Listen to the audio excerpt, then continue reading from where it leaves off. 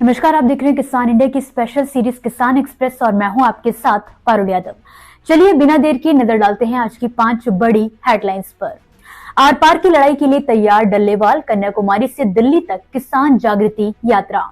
किसानों के लिए नई रणनीति तैयार, वैश्विक संस्थाओं के साथ भारत का बड़ा प्लान। 120 साल पुरानी मिठास को मिला जीआई टैग, मेरठ की गज्जक बनी ब्रांड। इंडोनेशिया ने हटाई भारतीय मूंगफली आयात पर लगी रोक, नए नियमों ने बढ़ाई चिंता। खेती में स्टार्टअप क्रांति, एपिडा की भारतीय पहल से खुलेगा एक्सपोर्ट का रास्ता। आर पार की लड़ाई के लिए तैयार डल्लेवाल। देश में एक बार फिर किसानों की आवाज तेज होने वाली है। किसान नेता जगजीत सिंह डल्लेवाल ने बड़ा ऐलान किया है कि फरवरी की शुरुआत में किसान जागृति यात्रा निकाली जाएगी, जो कन्याकुमारी से शुरू होकर दिल्ली तक पहुंचेगी। इस यात्रा का मकसद किसानों को उनके अधिकारों के प्रति जागरूक करना और एमएसपी को कानूनी गारंटी दिलाने की मांग को मजबूत करना है। डल्लेवाल ने साफ कहा कि ये आंदोलन किसी राजनीतिक पार्टी से जुड़ा नहीं है, बल्कि पूरी तरह किसानों के हक के लिए है। ये यात्रा 2 फरवरी से शुरू होकर 19 मार्च को दिल्ली में एक बड़ी किसान रैली के साथ खत्म होगी। इस दौरान किसानों को एमएसपी, कर्ज माफी और खेती से जुड़े अंतर्राष्ट्रीय समझौते के असर के बारे में जानकारी दी जाएगी। डल्लेवाल का कहना है कि आज भी किसान लागत से कम दाम पर फसल बेचने के लिए मजबूर है और रिकॉर्ड उत्पादन के बावजूद भी उसकी हालत नहीं सुधर रही। उन्होंने नई सीड बिल पर भी चिंता जताई है और कहा है कि इससे महंगी विदेशी बीज किसानों पर बोझ बढ़ा सकते हैं। डल्लेवाल ने साफ कहा कि ये लड़ाई लंबी हो सकती है, लेकिन किसान अब पीछे हटने वाला नहीं है। वैश्विक संस्थाओं के साथ भारत का बड़ा प्लान। भारत की खेती अब सिर्फ अनाज तक सीमित नहीं रही, बल्कि पोषण, तकनीक, निर्यात और टिकाऊ विकास की दिशा में तेजी से आगे बढ़ रही है।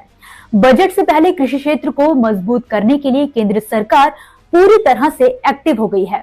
इसी कड़ी में केंद्रीय कृषि मंत्री शिवराज सिंह चौहान की अगुवाई में नई दिल्ली में एक अहम उच्च स्तरीय बैठक हुई, जिसमें भारत की कृषि नीति और भविष्य की रणनीति पर मंथन किया गया। इस बैठक में FAO, World Bank, ADB, IFAD, WFP, JICA और जीआईजेड जैसी वैश्विक संस्थाओं के प्रतिनिधि शामिल हुए। सभी ने भारत की कृषि यात्रा की सराहना की और तकनीकी सहयोग और निवेश पर सुझाव दिए। मंत्री ने कहा कि अब लक्ष्य सिर्फ पेट भर भोजन नहीं, बल्कि पौष्टिक आहार और किसानों की स्थायी आय है। उन्होंने डिजिटल खेती, इनाम, माइक्रो इरिगेशन और फसल विविधीकरण पर जोर दिया। साथ ही कहा कि कम पानी में ज्यादा उत्पादन, नई तकनीक और हाई वैल्यू फसलों से किसानों की आमदनी बढ़ाई जाएगी। सरकार युवाओं और महिलाओं की भागीदारी भी बढ़ाना चाहती है, ताकि खेती और मजबूत बन सके। 120 साल पुरानी मिठास को मिला जीआई टैग। उत्तर प्रदेश के मेरठ की मशहूर गज्जक को अब बड़ी पहचान मिल गई है। गुड़ और तिल से बनी मेरठ की गज्जक को जीआई टैग मिल गया है, जिससे इसकी ब्रांड वैल्यू और बाजार दोनों मजबूत होंगे। ये गज्जक सिर्फ देश में ही नहीं, बल्कि विदेशों तक अपनी पहचान बना चुकी है और अब इसे कानूनी मान्यता भी मिल गई है। गज्जक व्यापारी संघ के मुताबिक मेरठ में गज्जक का कारोबार 100 साल से भी ज्यादा पुराना है और हर सीजन में करीब 100 करोड़ रुपए का व्यापार होता है। ये गज्जक अपनी खास खस्ता बनावट, संतुलित मिठास और देसी घी की खुशबू के लिए जानी जाती है। इसे पूरी तरह पारंपरिक तरीके से हाथों से बनाया जाता है, जिसमें किसी तरह की नकली मिठास नहीं होती। जीआई टैग मिलने से स्थानीय कारीगरों और व्यापारियों को बड़ा फायदा होगा, रोजगार बढ़ेगा और मेरठ की गज्जक को अंतर्राष्ट्रीय बाजार में भी नई पहचान मिल सकेगी। बाजार में इसकी कीमत आमतौर पर 300 से 500 रुपए प्रति किलो रहती है। ये खबर मेरठ के लिए गर्व और मिठास दोनों लेकर आई है। इंडोनेशिया ने हटाई भारतीय मूंगफली आयात पर लगी रोक। भारत से मूंगफली के निर्यात को लेकर एक अहम खबर सामने आई है। इंडोनेशिया ने भारतीय मूंगफली पर लगाया गया आयात प्रतिबंध हटा तो दिया है, लेकिन इसके बावजूद भारतीय निर्यातक वहां दोबारा सप्लाई करने में दिलचस्पी नहीं दिखा रहे। वजह है इंडोनेशिया द्वारा लगाए गए बेहद सख्त और जोखिम भरे नए नियम। निर्यातकों का कहना है कि इंडोनेशिया ने स्वीकृत निर्यातकों की संख्या घटाकर अब सिर्फ 75 कर दी है और गुणवत्ता जांच के नियम भी कड़े कर दिए हैं। अगर किसी खेप में अफ्लाटॉक्सिन पाया गया तो निर्यातक को निलंबित कर दिया जा सकता है। इसी डर से कई व्यापारी पीछे हट रहे हैं। हालांकि देश में मूंगफली का उत्पादन रिकॉर्ड स्तर पर है, फिर भी घरेलू बाजार में इसके दाम ऊंचे बने हुए हैं। कीमतें करीब 68,000 रुपए प्रति टन तक चल रही हैं, जो पिछले साल से काफी ज्यादा है। मजबूत मांग और सीमित आपूर्ति के चलते दामों में करीब 30% की बढ़ोतरी दर्ज की गई है। कुल मिलाकर नियमों की सख्ती की वजह से भारत से इंडोनेशिया को मूंगफली का निर्यात फिलहाल सुस्त पड़ा हुआ है। खेती में स्टार्टअप क्रांति।